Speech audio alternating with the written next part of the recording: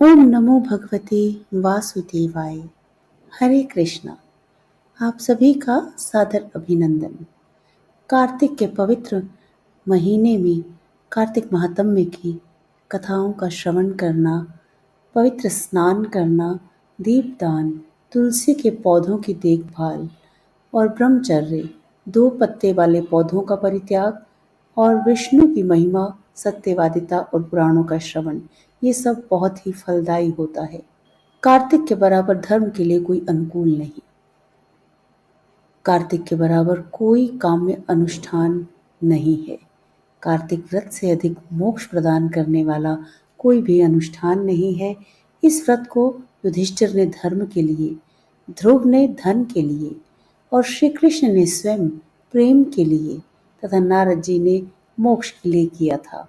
इसलिए यह बहुत ही उत्तम और फलदायी व्रत है तथा कृष्ण को बहुत प्रिय है। हरे कृष्णा। आज की इस वीडियो में हम 20वें अध्याय का श्रवण करेंगे और उससे पहले आज आप सभी को भाई दूज की हार्दिक शुभकामनाएं और भाई दूज की पौराणिक कथा का भी हम श्रवण करेंगे। तो बोलिए श्री बांके बिहारी लाल की जय। भाई दूज का पर्व कार्तिक मास के शुक्ल पक्ष की द्वितीया तिथि को मनाया जाता है। इस दिन बहनें रोली एवं अक्षत से अपने भाई का तिलक कर उनके उज्जवल भविष्य के लिए आशीष देती हैं।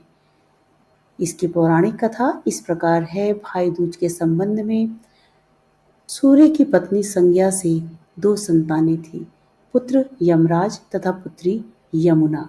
संज्ञा सूर्य के तेज सहन न कर पाने के कारण अपनी छाया मूर्ति का निर्माण कर उन्हें ही अपने पुत्र पुत्री को सौंपकर वहां से चली गई। छाया को यम और यमुना से अधिक लगाव तो नहीं था, किंतु यमुना और अपने भाई यमराज से बहुत स्नेह करती थी। यमुना अपने भाई यमराज के यहाँ प्रायः जाती और उनके दुख सुख की बातें पूछा करती थी तथा यमुना यमराज को अपने घर पर आने के लिए भी आमंत्रित करती, किंतु व्यस्तता तथा अत्यधिक दायित्व के कारण वे उसके घर ना जा पाते थे। एक बार कार्तिक शुक्ल द्वितीया को यमराज अपनी बहन यमुना के घर अचानक जा पहुंचे। बहन के घर जाते समय यमराज ने नरक में निवास करने वाले जीवों को मुक्त कर दिया। बहन यमुना ने अपने सहोदर भाई का बड़ा आदर सत्कार किया, विविध व्यंजन बनाकर उन्हें भोजन कराया तथा भाल पर तिलक लगाया। जब वे वहां से चलने लगे तब उन्होंने यमुना से कोई भी मनोवांछित वर मांगने का अनुरोध किया। यमुना ने उनके आग्रह को देखकर कहा, भैया यदि आप मुझे वर देना चाहते हैं तो यही वर दीजिए कि आज के दिन प्रतिवर्ष आप मेरे यहाँ आया करें और मेरे आतिथ्य स्वीकार किया करें। इसी प्रकार जो भाई अपनी बहन के घर जाकर उसका आतिथ्य स्वीकार करे तथा इस दिन जो बहन अपने भाई को टीका करके भोजन खिलाए उसे आपका भय ना हो। इसी के साथ उसने यह भी वरदान दिया कि इसलिए इस दिन भाई बहन यमुना नदी में डुबकी लगाएंगे तो यमराज के प्रकोप से बचे रहेंगे। यमुना की प्रार्थना को यमराज ने स्वीकार कर लिया। तभी से भाई बहनों का यह त्योहार मनाया जाने लगा। भाई दूज त्योहार का मुख्य उद्देश्य भाई बहन के मध्य सद्भावना तथा एक दूसरे के प्रति निष्कपट प्रेम को प्रोत्साहित करना है। भाई दूज के दिन ही 5 दिनों तक चलने वाले दिवाली उत्सव का समापन भी हो जाता है। इसलिए अगर अपनी बहन ना हो तो ममेरी, फुफेरी या मौसेरी बहनों को उपहार देकर ईश्वर का आशीर्वाद प्राप्त करना चाहिए। जो पुरुष यम द्वितीया के दिन बहन के हाथ का खाना खाता है उसे धर्म, धन, अर्थ, आयुष और विविध प्रकार के सुख मिलते हैं। साथ ही यम द्वितीया के दिन शाम को घर में बत्ती जलाने से पहले बाहर के 4 बत्तियों से युक्त दीपक जलाकर दीपदान करना भी बहुत फलदायी होता है। तो ये थी भाई दूज की पौराणिक कथा और अब हम श्रवण करेंगे कार्तिक महात्म्य के 20वें अध्याय की। हरे कृष्णा कृष्ण कृष्ण हरे हरे। अभी तक के अध्यायों में हमने यह जाना कि किस प्रकार जालंधर का अंत करने के लिए भगवान विष्णु ने अपनी माया से वृंदा के शील को हरण किया और किस प्रकार वृंदा अग्नि में समाहित हुई। अब राजा पृथु ने पूछा, हे देव ऋषि नारद, इसके बाद युद्ध में क्या हुआ तथा वह दैत्य जलंधर किस प्रकार मारा गया? कृपया मुझे वह कथा सुनाइए। नारद जी बोले, जब गिरिजा वहां से अदृश्य हो गई और गांधर्वी माया भी विलीन हो गई, तब भगवान वृषभ ध्वज चैतन्य हो गए।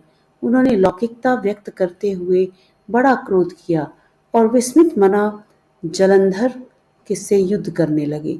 जलंधर शंकर के बाणों को काटने लगा, परंतु जब काट ना सका, तब उसने उन्हें मोहित करने के लिए माया की पार्वती का निर्माण कर अपने रथ पर बांध लिया।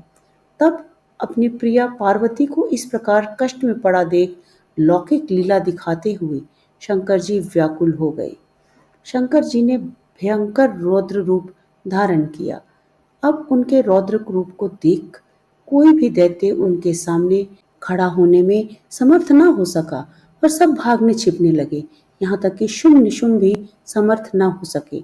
शिव जी ने उन शुंभ और निशुंभ को श्राप देकर बड़ा धिक्कारा और कहा, तुम दोनों ने मेरा बड़ा अपराध किया है। तुम युद्ध से भागते हो, भागते को मारना पाप है। इससे मैं तुम्हें अब नहीं मारूंगा, परंतु गौरी तुमको अवश्य मारेगी। शिवजी के ऐसा कहने पर सागर पुत्र जलंधर क्रोध से अग्नि के समान प्रज्वलित हो उठा।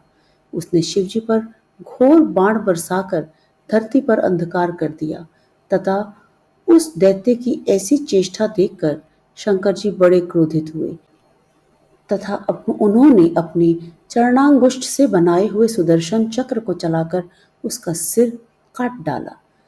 एक प्रचंड शब्द के साथ उसका सिर पृथ्वी पर आ गिरा और अंजन पर्वत के समान उसके शरीर के दो खंड हो गए।